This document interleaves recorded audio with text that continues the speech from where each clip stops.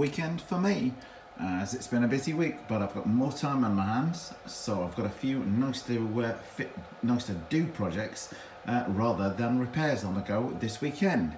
So starting here with the Arma 4x4, you will notice I put the normal stock tyres back on, take the paddle tyres off. The paddle tyres require these little modified hexers to fit them because the paddle tyres were from a Traxxas Stampede on there. Currently, it's got the VXL running gear. I'm going to strip that out and put the stock motor and ESC back in. I've also got my stock 17 tooth pinion ready to go back in there. I've also got the wheelie bar ready to fit. If anybody wants me to do a step-by-step guide to fit in the wheelie bar, I'm going to video it as I go along, but please do shout if you'd like to see how that is done.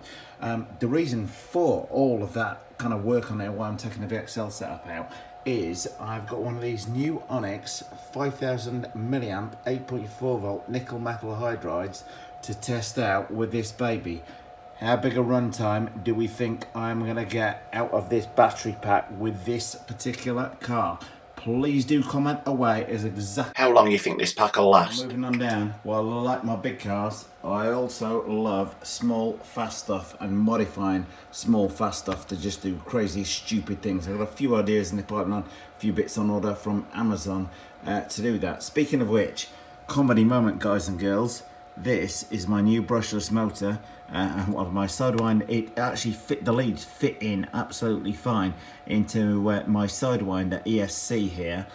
This motor will take up to 2S because it's a 7200 kV brushless motor. Now I bought that because it said it was good for, according to the box, 1/18 to 1/24 scale. So my 1/18 scale Roost, hang on, that motor, that motor, that motor, that motor. I fitted the Traxxas one in here some time ago as an attempt to make this thing go faster. Immediately drew too much current, fried the ESC and the combined receiver on there. So I've got a Traxxas receiver in here at the minute. The added problem that the ECX Servo really didn't like working with the Traxxas receiver.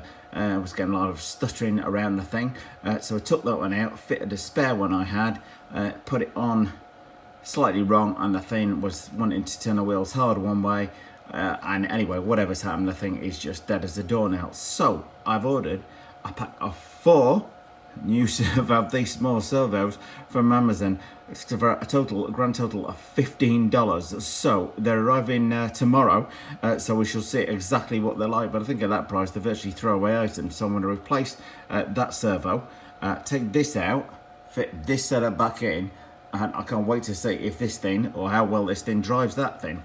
On the upside, that's going to have virtually no weight in it compared to this thing, so the thing is going to be much lighter on there, and it will take up to 2S, so that would be interesting to see on there. I've also got some upgraded gearing coming for the Servo, which simply doesn't play ball with the Traxxas ESC. However, that set me thinking when I looked at and bought the full pack of these types of servos on Amazon. It also referred to them as used for controlling boats. Well, here is my next project, guys and girls. My jet boat. Don't laugh. Do not laugh. This is a very cheap sort of boat that I bought for my daughter. You notice it doesn't have a rudder on there, but it has this flat back section, which is absolutely ideal for what I want.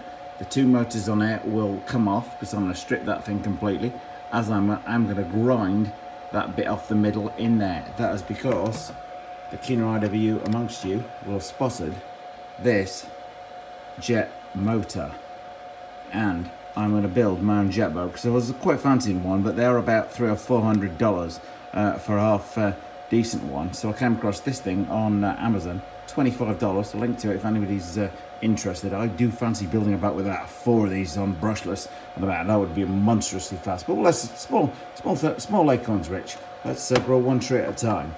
Anyway, so I'm going to fit this motor to this boat. But obviously I need a servo for doing that, which I've got sort of spare ones around, but if I'm getting 4 of these tomorrow at $15, then we use one of these connected to that. And I've also got a separate marine ESC already lying around, which I'm going to really use to control that. Got spare receivers, so it shouldn't cost too much So, other than the work, not a great deal of cost involved because I've already got a lot of the kit. My Red Cat Thunder drift car is on charge here. Still on the trickle charger over there because of that funny connector, which I still haven't got around to buying a fast charge connector for that. But I'm loving this thing. Great fun in the rain with it earlier today. My Florian 4S pack is on charge. My Traxxas Fortec has the foam bumper. It's finally arrived, so I'm going to be able to run that in anger safely.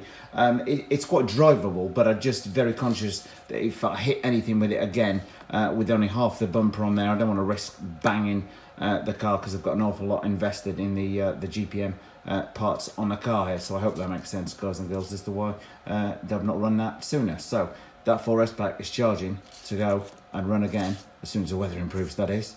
Rain like hell here in San thicker 70k shock oil for working into the shocks on the Arma Senton, so that's going to take a little bit of time this weekend. I'm also going to take the diffs off and change the oil on those to try and stop that ballooning I was getting on the front tyres when running on loose surfaces.